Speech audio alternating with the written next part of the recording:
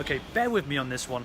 This is a video about coffee. This is my favorite coffee shop in Hong Kong, and I drink coffee here almost every time I come here. But today, I'm having tea on the same day as they have free tea day. But I assure you, this video was all about coffee. It's all about Gary and his coffee shop. The reason why I'm not drinking coffee is I'm doing a challenge, self-imposed challenge, no in November for 30 days. So that's why there's no coffee. But as I sit and chat with Gary, standard chat with Gary, we talk about the origins of his business, the Australian coffee, that his own twist on Australian coffee, and then we talk about having a coffee shop in Hong Kong, which I think has more coffee shops per 1,000 people than anywhere else on the planet. I need to verify that information. But it's an interesting conversation about coffee, and if you've never spoken to a barista before, now you get to listen in on one. First of all, I'm from Australia myself. I lived in Perth for more than 15 years, and ever since I got back to Hong Kong, I found that there's very lack of Australian kind of flavor, like coffee flavor that I'm looking for. Came back to Hong Kong, worked for 10 years in IT field. I found I had enough of IT, so I decided to go back to Australia to pursue my coffee career. So that's why I had about 3 to 4 years of barista in Perth, and I finally decided to open up a coffee shop. But initially, I never thought about coming back to Hong Kong because I love Australia. I love the lifestyle there. So I thought about opening up a cafe in Perth, but the negative news I got from my family was my dad had a stroke, so I had to come back to Hong Kong to stay a bit with my parents, spend some time with them. So I decided to come back to Hong Kong and open up my coffee shop. Initially, coffee is just for to wake me up. The daily heat. You need the caffeine heat, and then more than just enjoy a coffee. But after you try different coffee, different method of brewing the coffee, you found it more interesting. You see, how did that get started? Well, I found it. You get to learn a bit more than just espressos. You can do a different method like cold brew. You can do drip coffee. You can do even stove top, French press. They're all different methods of making a nice cup of coffee. So I found this really interesting. There are different methods, there are different recipes to make a coffee. So it's more opportunity, more time to learn than actually to make a coffee. It's always a learning curve in coffee culture. So you're still obviously learning. Oh, always. But how far does that go? Never stop. Because coffee culture is always changing. Right. We had this. Initially, coffee is from the Italian. is well known of the dark roast, really bitter flavor to get them started in the morning. But now it's more about the flavor, about the aroma. It's more about the different kind of coffee beans from different locations, different varieties and countries. So different locations have different style of coffee flavor. So it's more about trying different things. Every year is just like wine, like red wine, white wine. Every year they have different crops. So coffee and wines always compare to each other in that similar way. But when you explain the seasons are changing and the beans change, how does all those little things, those nuances, how does that impact on your business? How does it change your product to the customer? Because it's tricky to get the coffee consistency all the time. Whether it's the seasons, whether it's the climates in Hong Kong, whether it's the roast profile from the roaster themselves. So different beans actually, we have to spend a lot of time to actually cupping the coffee and make sure that the flavor is what we wanted. Once the coffee is roasted the way we want it, we have to try the flavor again and then to match what we are doing in the shop. So there are a lot of tricky things that affect our business. So where do you do that?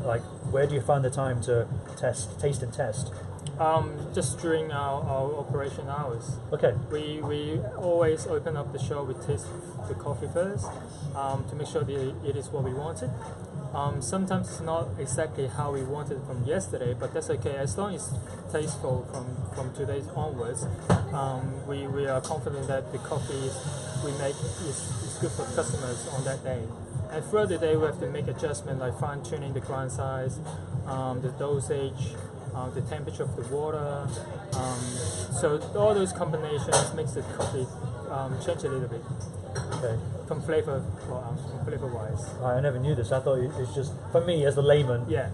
I see you grind the beans and then you just give me the coffee. Yeah. I didn't But know it's this. more technical than that. Yeah. There's a lot of tasting throughout the day to make sure that they are all consistent. That sounds like the staff are getting free samples. Yeah, for sure. That is exactly like it. We found at Quarry Bay there isn't a lot of small coffee shops. There isn't, sorry. There isn't. Okay. There isn't. So we found that there must be opportunity here because there are in Taikoo there are so many business buildings here. So I'm sure there's still opportunity to open up many more other small cafes in this area.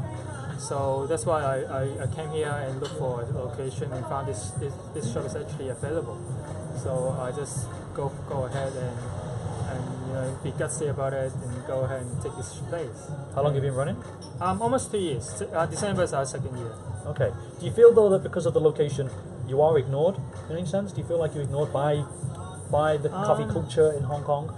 Those people who like to tend to visit coffee shops? I wouldn't say we're being ignored. We're just a little bit isolated from the big crowd. But if we have customers who are really into coffee, I'm sure they would make the way here and try it. Well, I used to live in Jordan. Yeah. Jordan's on the Kowloon side, by the way, so Yeah. I used to make a 25-minute trip here. Exactly. So I'm sure there would be customers who take the time to come here and try our coffees. Okay. Of course, I would have thought about the sustain of our business here because, first of all, the rent in Hong Kong is just ridiculously high.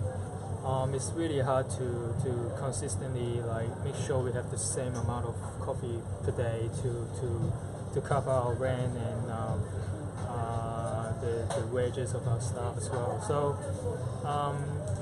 but if we always have to think about sustainability, then it's hard to actually create a good business. First of all, we just want to make sure that people in this area, customers in this area, is actually able to get a better coffee than other franchise. So our initially thoughts is make sure that our product is highest standards as possible, and of course at the same time we try to make sure we don't lose too much money. Even break even, we're still happy because we know that we are able to make enough coffee for this area for other for customers to actually appreciate good coffees. Yeah. So of course we do have thought about sustainability, but I think that comes second. Our quality is always come first, and make sure we're able to get enough people to get our coffees. Always our goal. There was an article that I was reading, and I've got a quote here, but it says, many coffee shops claim they are Melbourne influenced, but Brew Bros actually brings in their beans in from the beloved coffee mecca, where the coffee owner and the famed barista Ricardo Ono honed his craft. Is there some sort of undercurrent as to authentic Australian coffee or something in Hong Kong? I don't understand that quote, so I wanted to pick your brains about it. I would say because they're actually using Melbourne's coffee, so of course they should claim that they are like an Australian cultured coffee shop.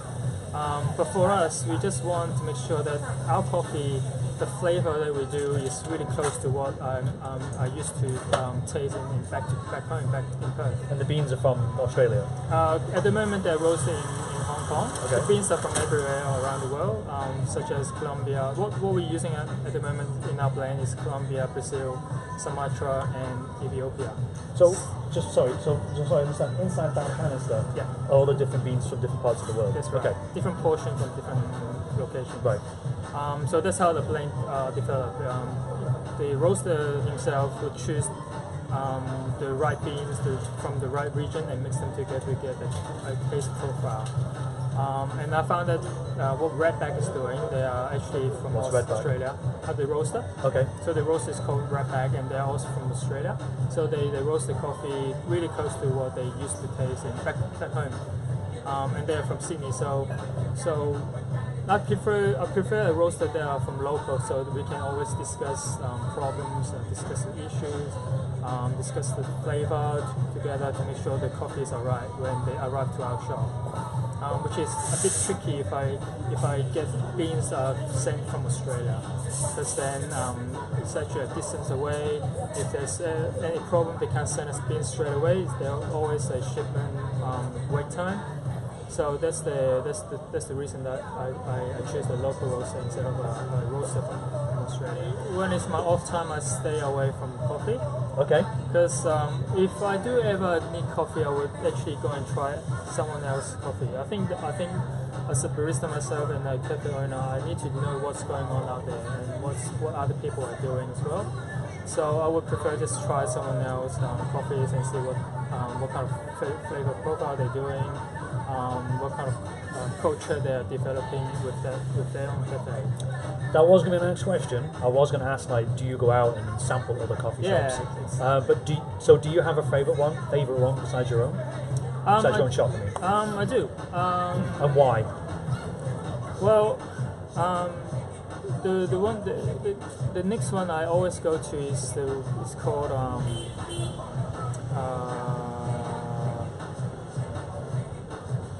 Brew Bros.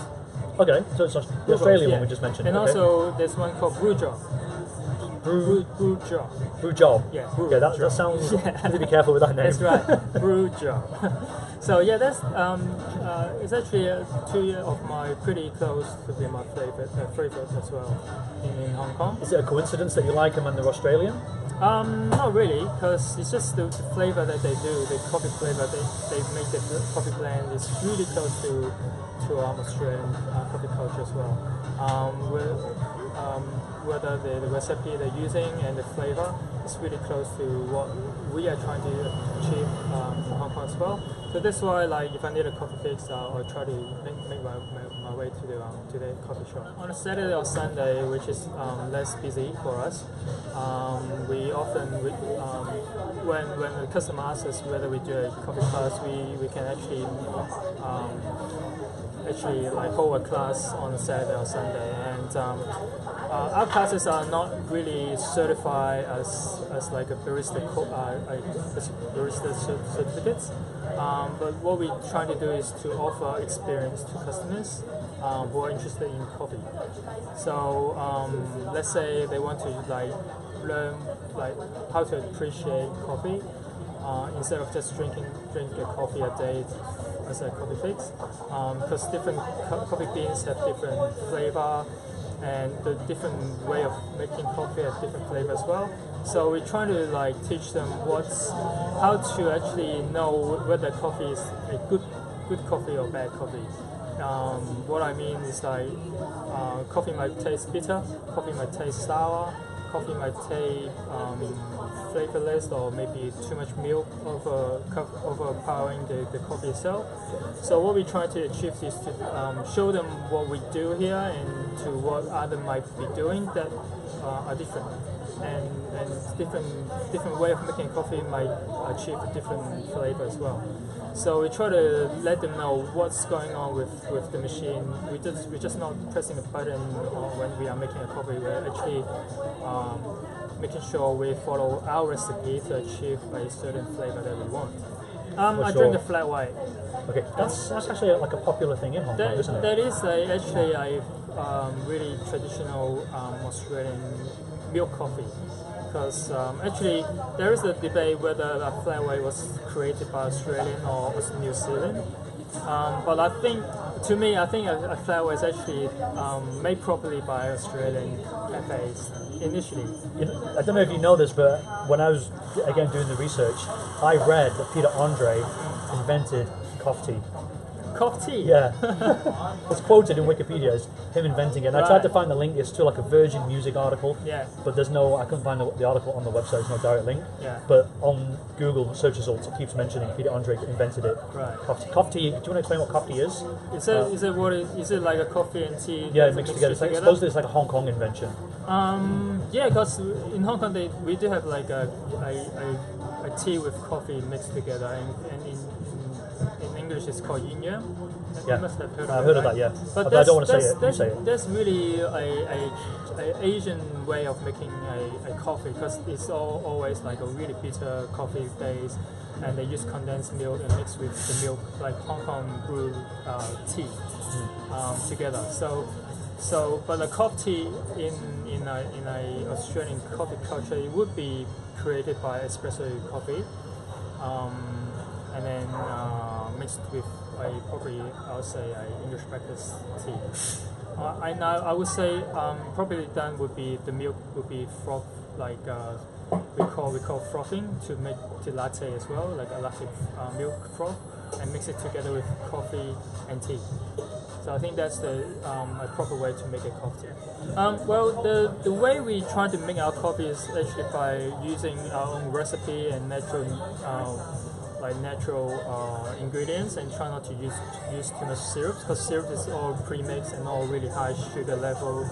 So what we're trying to do is to create a mixture of, let's say for example the mocha, we do our own chocolate mix. So we ensure that the chocolate mix we control the sugar level, and the cacao level is higher than normal, so then people actually can taste the chocolate, as well as like the coffee, because some of the cafes actually overpowered by either or, like the chocolate's too much or maybe too sweet, and then the coffee is less too little, in the coffee.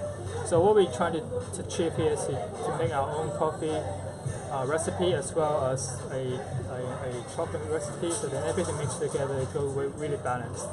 And as I mentioned before, we don't use any other syrup. So let's say you want a hazelnut latte, we don't use any syrup for that, because we felt that syrup will actually cover all the coffee taste, and it's no point drinking coffee if you just want a really sweet syrup.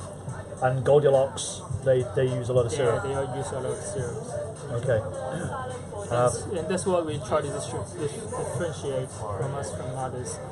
We don't use syrup at all. We try to educate customers to actually appreciate coffee flavor, and that's how we try to do our thing. And we don't want to make a really big size coffee. Our biggest size is only 12 ounce. We thought that drinking too much milk or drinking too much water is just diluting the coffee itself. You only need like a certain amount of caffeine a day anyway, so you don't really need extra milk to intake in your daily life. So we thought that we don't do too big a coffee. So 12 ounces is the maximum we do here. Okay, what's the typical ounce? Because I don't shop there. Others they do 16 and 20 for as big as 20 ounce. And Okay. that's like almost a liter of milk in there. And Oh. that's a lot of volume. Okay. What we're trying to achieve is to initiate about recycle, caring about the environment. So we're trying to offer customers a discount when they bring their own cup or own mug. So using less paper cups and less plastic is actually better. Because if you read about an article, I think Australia itself used I don't know how many millions, but a lot of paper cups and plastic lids throughout the year, throughout all the coffee shops in Australia. So I'm sure Hong Kong will face the same problem. We have so many junks in Hong Kong already. So what we're trying to do is to offer a discount. So try to get customers to bring their own cups. Do they though? It's a small percentage we do. There is, okay. Yeah. We're also trying to probably figure out how to use a biochemical paper cups and lids, so they are biodegradable, and over years this, they will actually become less of a problem. Okay. Is that expensive? Because I did a periscope with a food service that would give food to the elderly, and they were putting them in those styrofoam sort of cheap takeaway containers. And somebody had asked, like, why don't you use environmentally friendly? You know, the idea of like this is food for the elderly, so you're doing a good thing, but in the process you're also littering. They were saying that, well, because we're a charity of sorts, we can't afford the extra expense, and the quality isn't as good. They are actually more expensive to make, and therefore they are more expensive when we use them.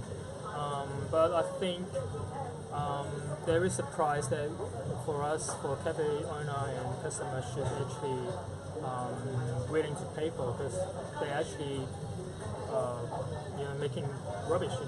Everything they buy is actually in a way they will create trash. So I think they should acknowledge this, and they should actually pay for extra $1 or $2 to actually for us to use like biodegradable products. This is the Vegemite on toast, authentic from Australia. I'm a Marmite man myself.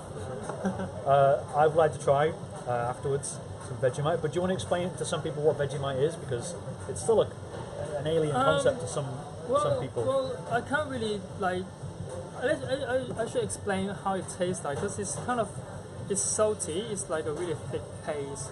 The best is to go with butter as well as Vegemite. It's actually a little bit salty, right? But I would say. You know what's interesting as well is that Asian people, in my experience living in Hong Kong, Asian people don't like Vegemite. Yeah, they don't like Vegemite. They actually have something else that probably foreigners actually don't like as well. It's like fermented tofu. Have you ever tried it? Yeah. It's kind of similar method of making Vegemite. It's like fermented produce. So I would say, Vegemite is more like a salty, buttery paste. That's actually meant to be healthy for you as well. And we do get a lot of even we have like a lot of British people, British customers, and of course Australian customers who come for Vegemite on toast. And surprisingly, there are a lot of a lot of British and Australian. And they're okay with the Vegemite. Oh, they're happy with Vegemite. Because I think Marmite's better. You think so? Yeah, I know so. You're not going to give me an argument, are you? No, because it's different. Well, I would say let's talk about takeaway cups and dining ceramic cups. There is a difference because everything is stripped off the paper. There is a certain paper taste from it, and it doesn't keep the coffee or the tea warm from a paper cup. So from a ceramic cup, if you drink it, you always can get that warm feeling when you drink it, and that makes a difference between the experience from the paper cup. And if you drink it from let's say a tea ceramic or a normal ceramic cup for coffee, there is also a slight difference, because teacup ceramic cups, they actually make thinner. And I think that's the reason behind this, to actually let the tea actually cool down slightly faster. So, because like when you make a tea, you can't really control you can control the temperature of the tea, the water, but it's always about 90 degrees and above. So it's still actually too hot to drink it straight away. Yeah. But for coffee, we never make a coffee over 90 degrees. Our milk coffee is always in between 60 to 65 degrees. So it's always drinkable straight away. Oh, okay.